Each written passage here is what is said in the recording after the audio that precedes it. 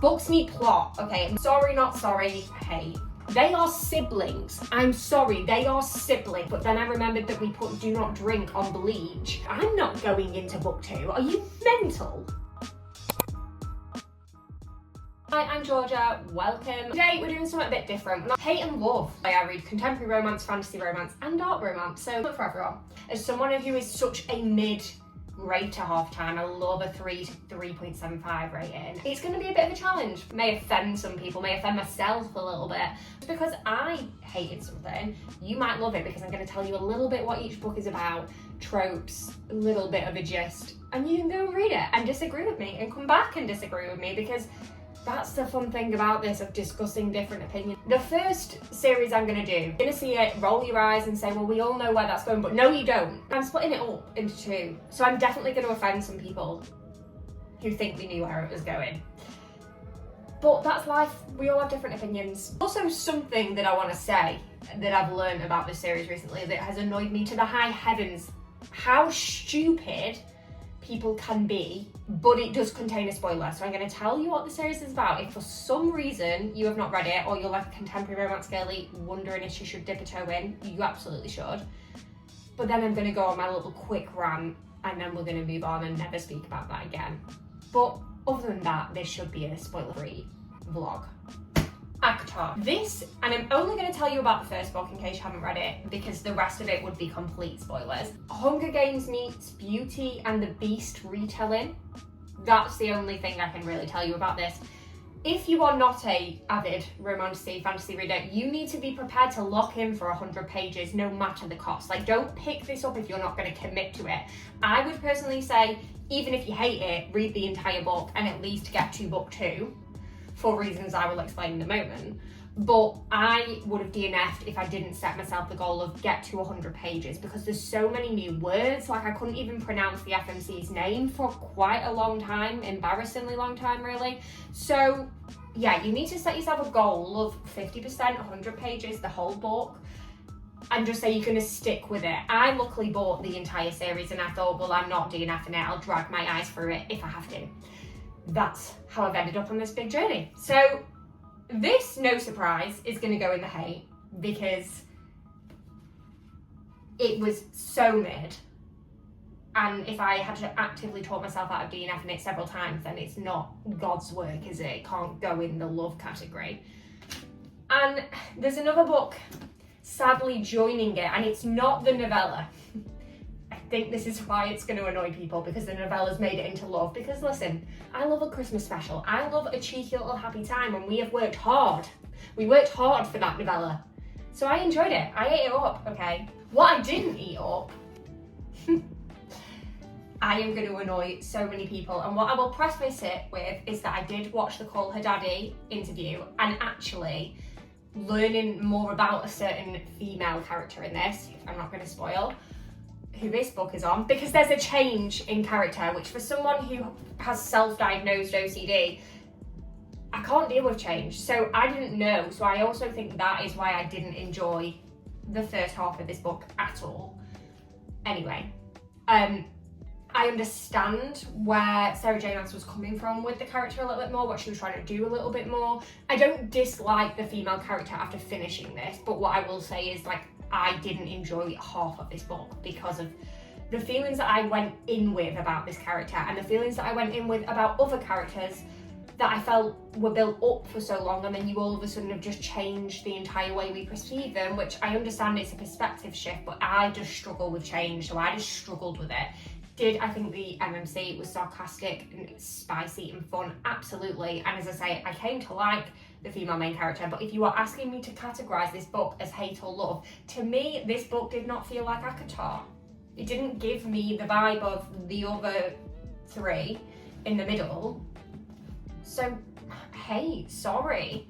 But if you like books where he trains her and a spicy time, you would devour this if you haven't read it. So, take the rec, but hey, sorry, not sorry, hey. This book will change your life, however, and I'm not going to dwell on it. All love, chef's kiss, change the way I read forever. Like, I am a changed woman for this. So get through book one, get to this, and if you know, you know, and you are a feels girly if you loved this as much as I did. And yeah, I'm a feels reader, so this book, I just inhaled it. It just made me so happy that, yeah, stunning. I mean, you can, I guess we could just look at the books and how used they are is what category they go in, because yeah, never reread, never been tempted, reread several times. Now, if you haven't read ACOTAR, please do skip on to whatever time insert that says, because I'm just quickly going to have a minute with my ACOTAR girlies, quick sec. There is going to be a slight spoiler. I put on this TikTok, and someone that I speak to sometimes on BookTok commented this. Yeah. I thought she was joking, but then the second comment made me think she'd actually said something. And I didn't even want to fully investigate that. I didn't actually want to find out if that is true, because do you know what? Even the thought of that being true actually physically annoys me.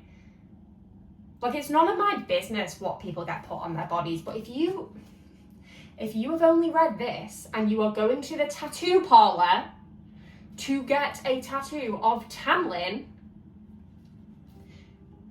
how are you that emotionally invested after that? The man served nothing. Was I initially pulled in? Yeah. I ignored the long hair.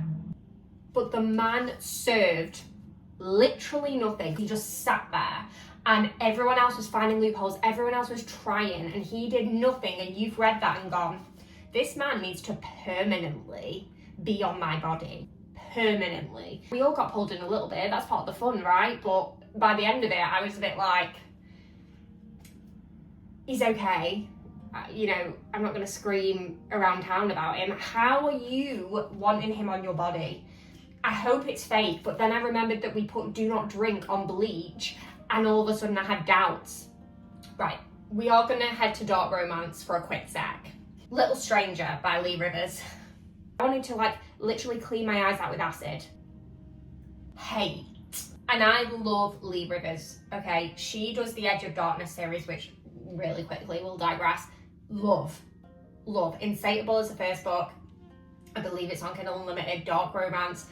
Childhood sweethearts, two enemies, which is such an underdone trope that it hits every single time. It always slaps, and she slapped hard doing that. It was incredible. It was such a heavy plot, but also the characters had so much depth, and then you did have the dark romance, so it was all so well blended together. But check your triggers, because it's pitch black in terms of how dark the plot is.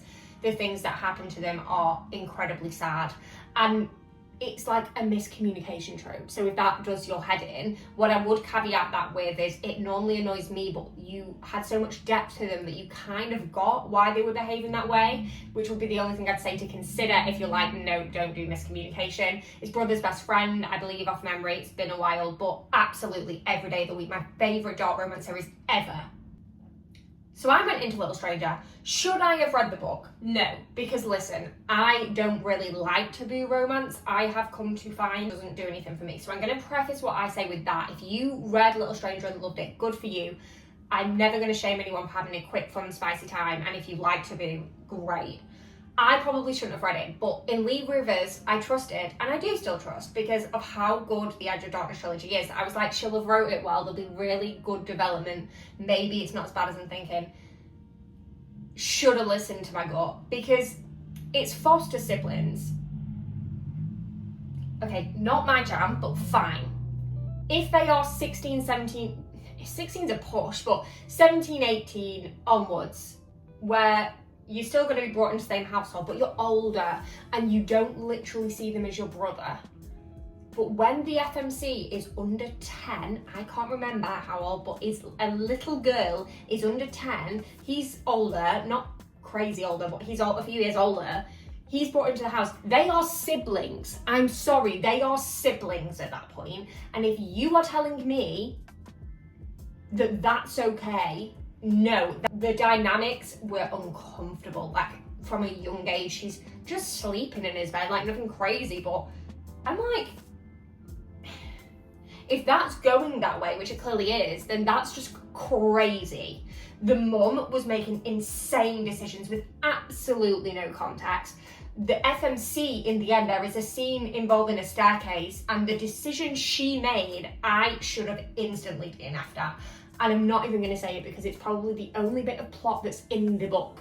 Books need plot, okay? And that's a controversial opinion, it seems nowadays. Books need plot. This was quick, fun, right, not fun, quick, spicy time, but if I was advertising it to you, if I enjoyed it, I would say that. So if that's what you're looking for, you like Taboo, and that's okay to you, maybe go and read it. I should have DNF'd, but at the time I had such an aversion to DNFing and such faith in Lee Rivers that we would get plot, we would get answers.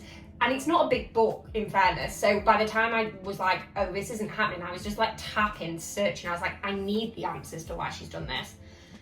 And then people say, well, book 2 gives you it. I'm not going into book 2. Are you mental? I have had enough. I have had enough. I will never read the second book.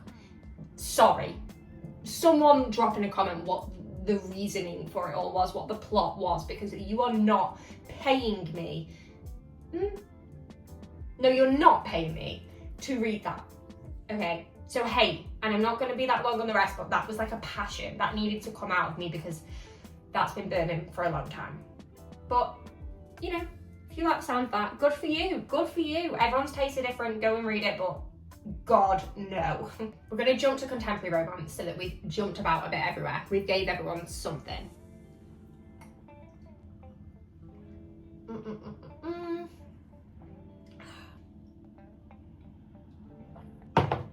I'm doubling up on caffeine because it takes a lot of energy to be this passionate about books. Yes, I've only got 2 of them in my possession because I very kindly lent them out to my friend. So this is a split one. This is a split one. And this is why I like doing these videos. I like looking at videos and hearing different opinions, like challenge me, come with a different opinion, because I would never have experienced Chestnut Springs if I didn't post a video slating it and asking people to challenge me. So I posted a video displeased, to say the least, about Flawless. Okay, so no guessing where this is going. Absolute hate, right? Okay, we just forget that exists in the series. For me, the series starts with Heartless. I posted a video saying, like, I don't get it. You are all going feral in the contemporary romance saga for this. Listen, it's sort of playboy that needs to get his act together, rodeo guy, and she is sent to sort him out. I guess that's all you need to know. And it's in a cowboy setting, Chestnut Springs. And yeah, I don't want to give too much away. Just go and read that. It's obviously like slow burn. They don't like each other. It's like hate to love. Not for me. I just felt he felt too Daredevil. I was like, not interested. Like, that's just too much. You pushing it too much for me. I just wasn't wowed. I think when the expectation's so high for something, that was so bog standard that I was like, it's annoyed me that everyone screamed about the series. So I just swore off it. I was like, no, it'll put me in a reading slump to carry on with this. I left this for like a year and I wish I was joking. And then I posted a video saying, like, guys, let's chat. I don't get it. Someone changed my mind. People then rallied, thank you, and changed my mind. And I then picked up Heartless. Daddy Cade, oh my God. And Willa, like, I wanted to be the FMC's best friend, but I don't think I'm cool enough, to be honest. And yeah, absolutely. This is like Nanny and Single Dad, Grumpy Sunshine, Slow Burn.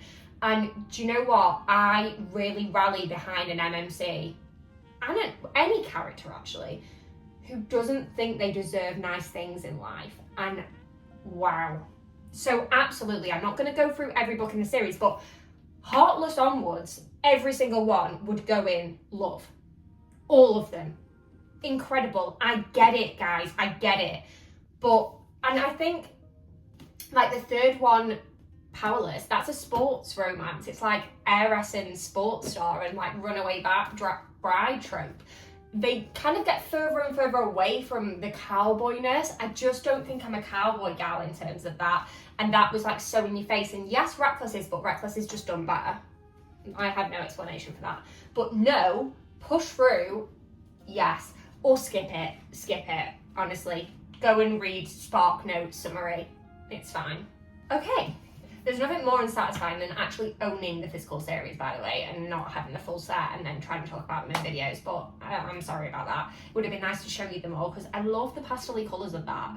I had to have them. Like, I was like, I love that. Heavenly Bodies, another one I put off for so long. I don't know what it was about it. I think I used to get this mixed up with Divine Rivals. Is that the first one? I'm pretty sure it is.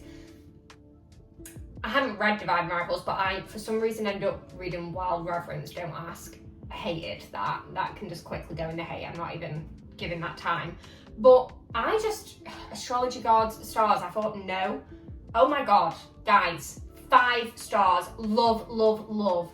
Astrology Gods, Star Gods, Prophecies. So she is basically involved in a prophecy with a star god that they will fall in love and it will be their demise. And so this star god is on a mission to get rid of her because he's like, you are going to get in the way of my plans and bring me down, no chance.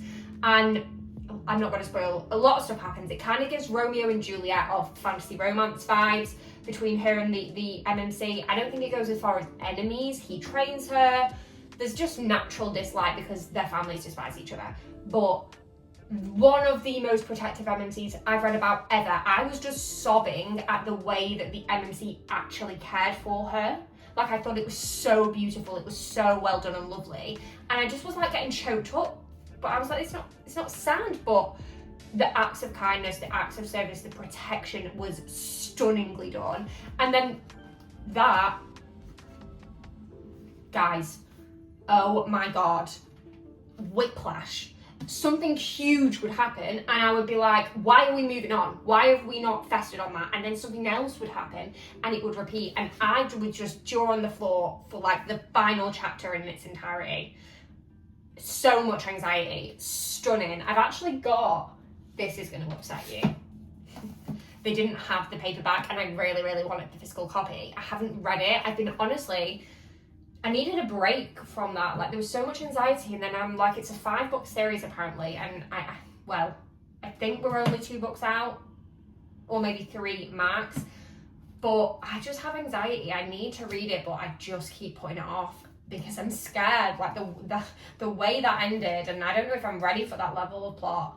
But then I moan I don't have a 5-star read when this was easy 5 stars, so maybe I should read this soon. Yeah, you need to read this. This was so good. Stunning. Love.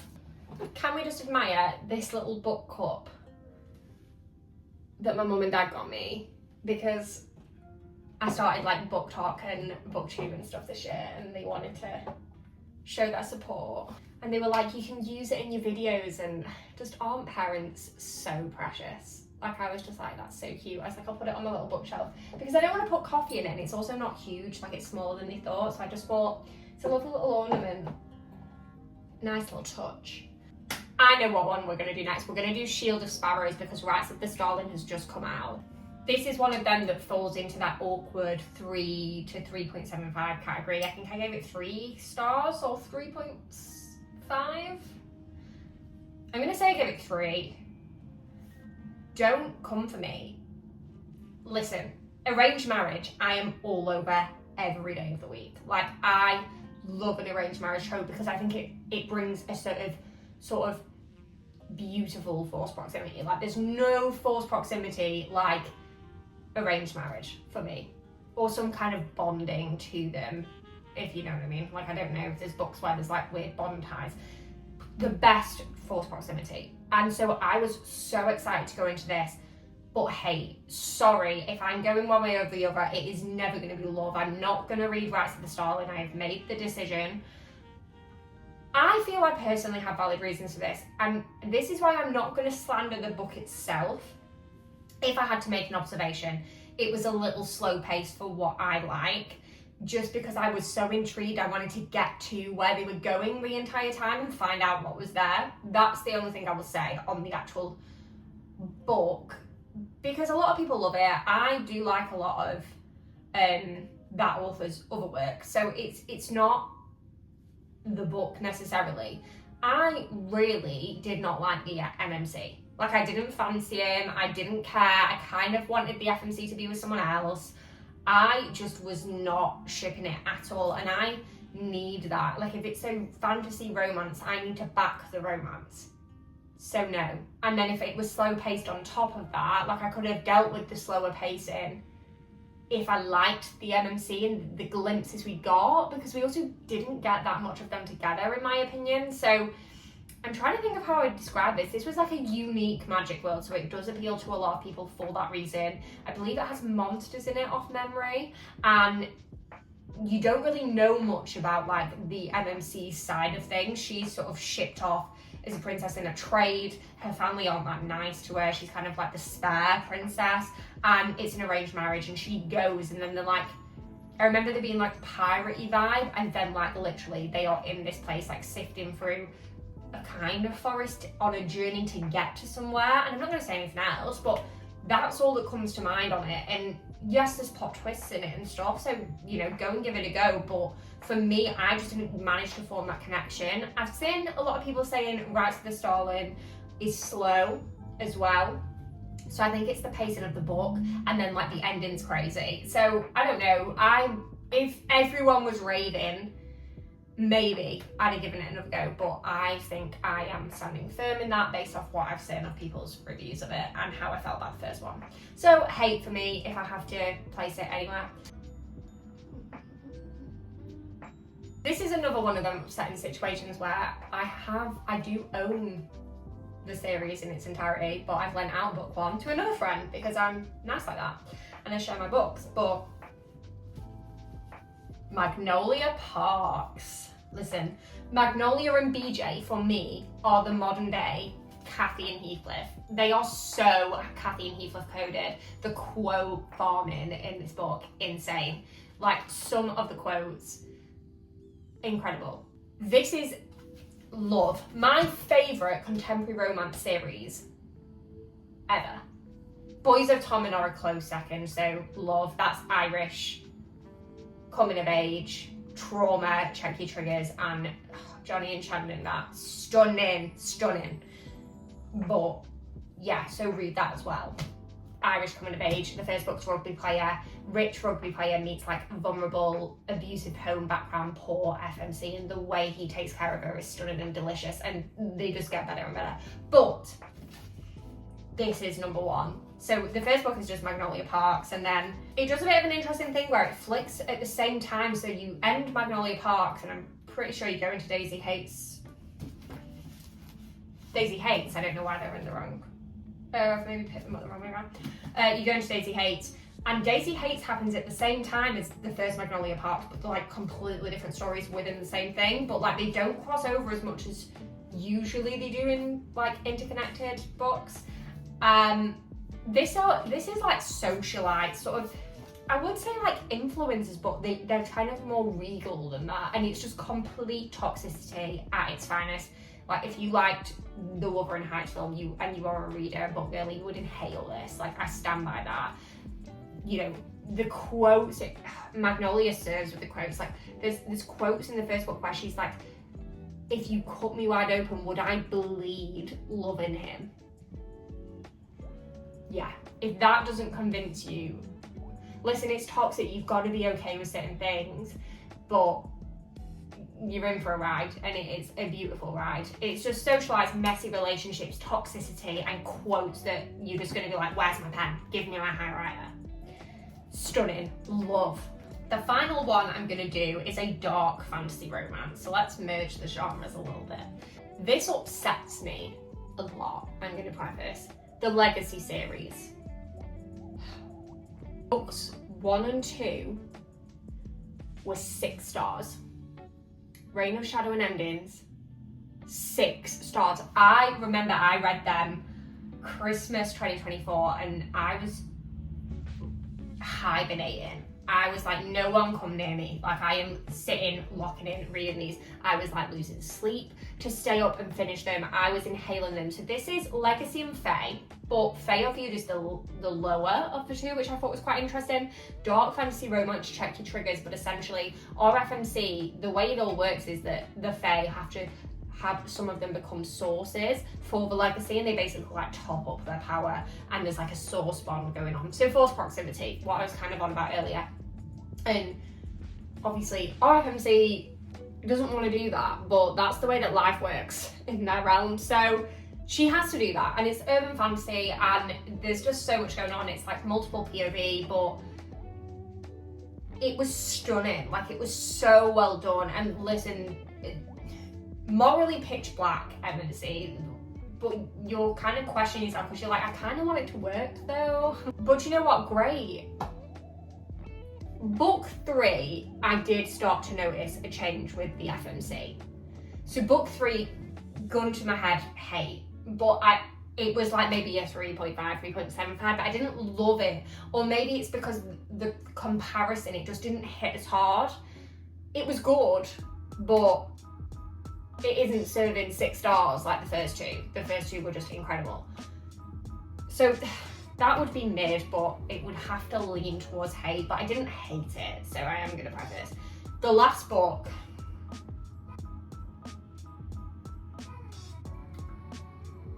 I don't even like thinking about this book too much. Like, if I actually sit and pester on this, I will upset myself. Dawn of Chaos and Fury, and yes, it's the only other book I off the top of my head can remember the name of in this series, and it's not for a good reason, guys, not gonna lie. Hate. And the problem is, I know I'm not alone in this opinion. So when I recommend this series, it's such a tough thing because I know how much people will fall in love with it and be like, wow, inject this into my veins, like incredible. Like, you are riding that dark fantasy high. And then you'll get smacked in the face. And like, I just feel like there's nothing worse than like a series that was on track to be god tier 6 star and the ending just being, well, not even just the ending. It wasn't just, it ended bad. I wish that was what was wrong with it. It was that some of the, like the FMC was not just, I'm all about growth. As you can tell, I'm very impassioned about this. I'm all about character growth. I love character depth, character growth. Like, you grow and you become strong. But don't become another character. Like, she was, book 1 Tessa and book 4 were not the same FMC. I kind of got book 1 Tessa. I didn't get, from book 3 she was unbearable, but book 4 took it to a level I did not anticipate being achievable in terms of being annoyed at an FMC. It actually stresses me out, the choices that she was just making, and I'm like, but you just know that's stupid, like, because you're basically saying you know it's stupid. Like, I just was, and I just hate it. There's just a certain situation in that I just don't like, but I didn't know it going in, and it's kind of a spoiler to say, so I can't really say it. But it's one of the guys, because it's multiple POV, one of the guys in this, the nicknames, no, horrendous.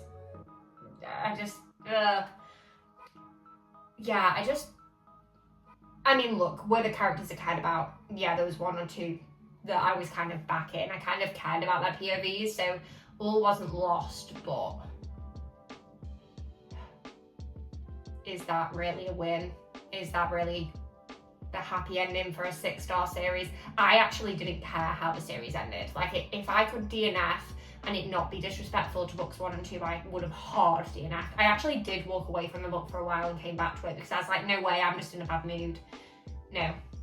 And then I then put myself in a bad mood twice by coming away and coming back to it. So yeah, don't let that put you off reading the series though, because I would say books 1 and 2 are worth it. Like, if I knew what I knew now in terms of how the books would make me feel, would I still read them? Yeah, because I think the highs of books 1 and 2, that 6 star god tier devourableness is so worth it. But yeah, be prepared for the mighty to fall hard. So listen, I got some pent up feelings out in that. I feel great. I feel unburdened. I don't know how people feel about this style as opposed to overhyped or underhyped. Maybe I'll go back and do the boring style, but let me know. Like, if you actually prefer this, then I will carry on doing it this way. So make sure you do comment if you prefer like hate and love to overhyped, underhyped, because I can still be more nice when it's overhyped or underhyped, because I can be like, yeah, slightly overhyped, but like love. Whereas in this, it's like forcing me to pick a lane, which I kind of like. But comment any books, BookTok books you want me to do in this, because I have been on BookTok for 2.5 years and have rinsed it for recommendations. So that's why this year I was like, you need to kind of give back now. You've like taken recs for 2.5 years. And I am an avid reader, you know, I have read nearly 70 books and we're mid-April.